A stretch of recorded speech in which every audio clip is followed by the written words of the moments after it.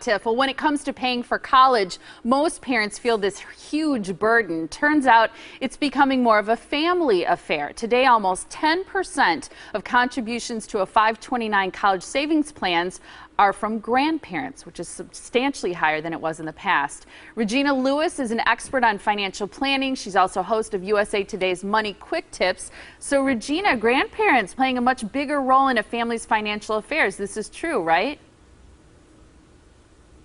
Yeah, absolutely. And I think it speaks to the word that you used, burden, and trying to alleviate the burden for families.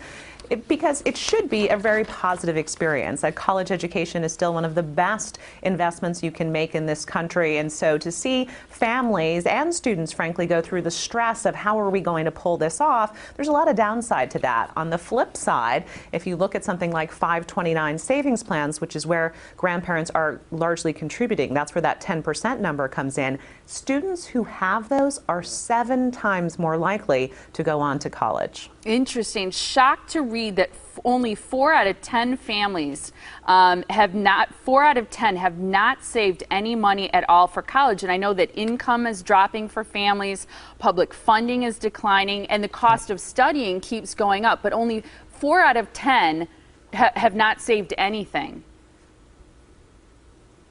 Well, I think that speaks to how tough it is to make ends meet and the propensity to put off anything that seems like too big a goal, right? You've got to start somewhere. So how do you break this apart? If you tell someone, hey, college on average, a private school is $39,000, yikes, it's enough to make you throw your hands up and put your head down. So the campaign that I'm working with TIAA, CREF, and AARP on, it's the name of it is called Big Dreams Start Small. The notion that, hey, it is a big dream to go off to college, but we can start small by doing some of first things first. And so there's a tremendous contest going on. Here you see the website. You just submit a photo of your child or grandchild. They could win a $100,000 529 scholarship savings fund.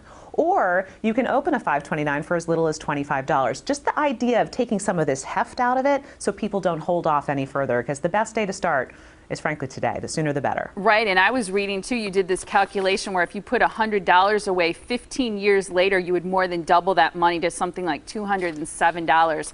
You've mentioned 529 plans. Just quickly for people who don't have one, what is a 529?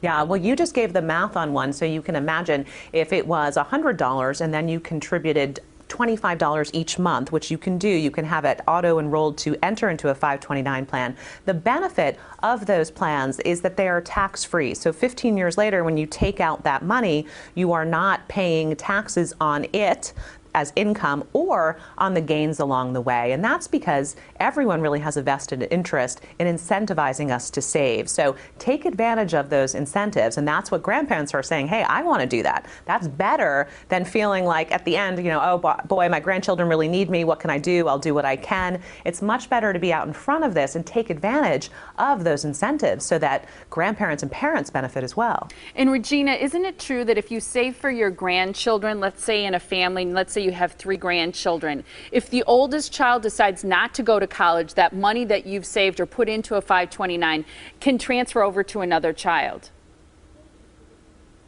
Yeah, absolutely. And I'm glad you brought that up. It is very important. It also doesn't jeopardize their ability to get aid. So you can still apply for a college scholarship, grants, financial aid.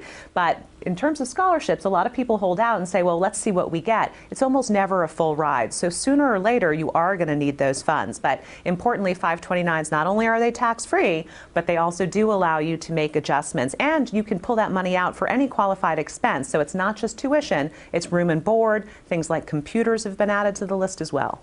And there are some tax incentives too for grandparents, for example, if they contribute to a 529.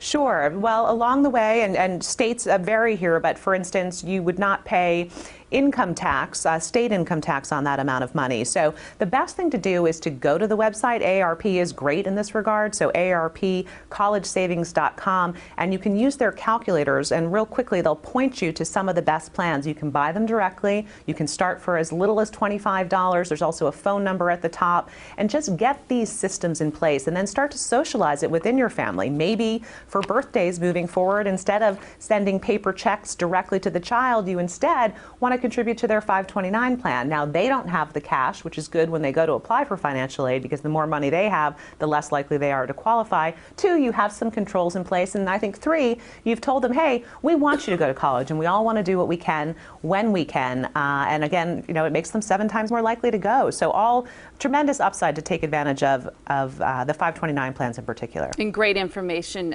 Regina. Thanks for breaking it down for us. I appreciate it. Sure. Thanks, Molly.